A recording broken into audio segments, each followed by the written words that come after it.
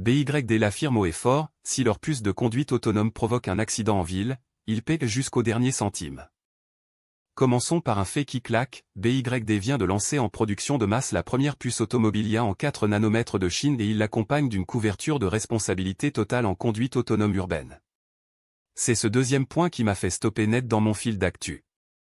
La puce s'appelle Xuanji A3. BYD l'a conçue en interne, elle est fabriquée en gravure 4 Nm, et 3 d'entre elles sont empilées à l'intérieur de ce que BYD appelle l'unité de contrôle de conduite intelligente de leur système Eye of God 5.0. C'est la même marque Eye of God que BYD développe depuis quelques années mais la version 5.0 avec cette pile de puces représente un vrai bon matériel, pas juste une mise à jour logicielle rebadgée.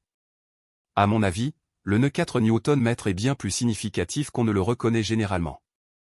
Pour situer les choses, la puce Orin de Nvidia pour les véhicules étant 7 Nm.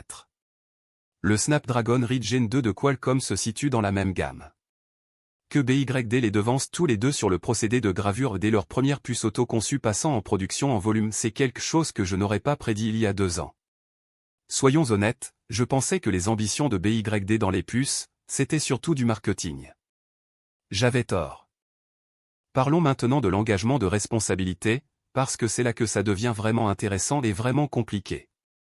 Le président de BYD, Wang Xuanfu, a fait une déclaration qui dit en substance, si un véhicule équipé d'Eye of God 5.0 a un accident en mode NOA urbain, BYD prend en charge les coûts. Point final. C'est la version grand titre.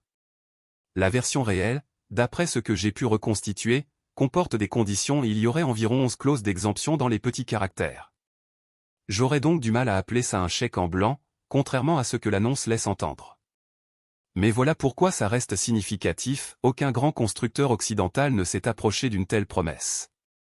L'autopilot et le full self-driving de Tesla s'accompagnent d'avertissements explicites selon lesquels le conducteur reste entièrement responsable. Le Drive Pilot de Mercedes, qui est certes homologué niveau 3 en Allemagne et dans certains États américains, accepte bien la responsabilité mais uniquement en dessous de 60 km/h sur des autoroutes cartographiées. BYD revendique la voirie urbaine, un environnement infiniment plus complexe. À mon avis, le vrai jeu est d'ordre psychologique. BYD envoie un signal de confiance dans la fiabilité de la puce Xuanji A3 au marché chinois, où l'adoption de la conduite intelligente reste en retrait par rapport à ce que le matériel permettrait. Que les conditions de responsabilité tiennent la route en cas d'accident réel, c'est une question à laquelle je ne peux franchement pas encore répondre. Il faudra attendre la jurisprudence avant de traiter cet engagement comme une garantie absolue. Prenons un peu de recul pour regarder la course aux puces elle-même, parce que c'est là que se joue la vraie bataille stratégique. Pendant des années, les constructeurs chinois BYD compris achetaient leur silicone pour la conduite intelligente à Nvidia ou Qualcomm. La puce Orin de Nvidia équipe aujourd'hui une énorme partie du marché des VE chinois, NIO, Xpeng, Li Auto et d'autres l'utilisent tous. Qualcomm, de son côté, couvre un segment différent. La décision de BYD de concevoir et produire sa propre puce en 4 Nm est une tentative directe de rompre cette dépendance à la fois pour maîtriser les coûts et pour se prémunir géopolitiquement, tant les contrôles américains à l'exportation sur les puces avancées sont devenus imprévisibles. À mon avis, l'enjeu n'est pas tant de surpasser Nvidia sur les performances brutes aujourd'hui, mais plutôt de sécuriser sa propre chaîne d'approvisionnement pour la prochaine décennie. Le Xuanji A3 déployé en configuration triple puce offre à BYD une architecture de calcul combinée qu'il contrôle entièrement. Il peut l'itérer à sa guise. Il peut en fixer le prix en interne comme bon lui semble. Et surtout, il n'a plus à craindre qu'une restriction à l'exportation ne coupe du jour au lendemain l'alimentation en puces de ses voitures les plus intelligentes. Un bémol honnête, on ne dispose pas encore de données de benchmark indépendantes sur le Xuanji A3. Les chiffres avancés par BYD sur la puissance de calcul et l'efficacité énergétique semblent compétitifs sur le papier, mais tant que des testeurs tiers n'y auront pas accès, je tempère mon enthousiasme à environ 70%. Ce dont je suis convaincu, en revanche, c'est la logique stratégique. Une intégration verticale à ce niveau, c'est exactement ce qu'Apple a fait avec ses propres puces, et cette histoire s'est très bien terminée pour Apple. Alors, vrai tournant ou pas? Voilà où j'en suis.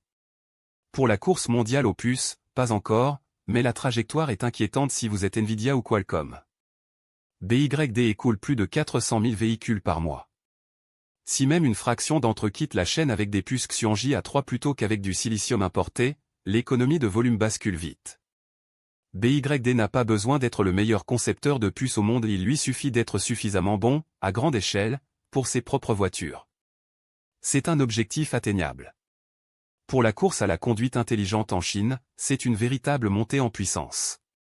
BYD a historiquement accusé un retard sur Xpeng et l'ITO de Huawei en matière de fonctionnalités de conduite pilotée. Eye of God 5.0 avec son silicium 4 Nm maison et une couverture de responsabilité intégrée, c'est BYD qui tente de combler cet écart en une seule annonce. Est-ce que le logiciel délivre vraiment un NOA urbain aussi fluide que le XNGP de Xpeng ou l'ADS 3.0 de Huawei? Ça, je veux le tester moi-même avant de me prononcer. Et pour les acheteurs occidentaux qui observent de loin, c'est un avant-goût de ce qui arrive. L'idée que les VE chinois ne sont que du hardware bon marché avec des cerveaux empruntés devient de plus en plus difficile à défendre, mois après mois. BYD fabrique désormais ses propres cerveaux.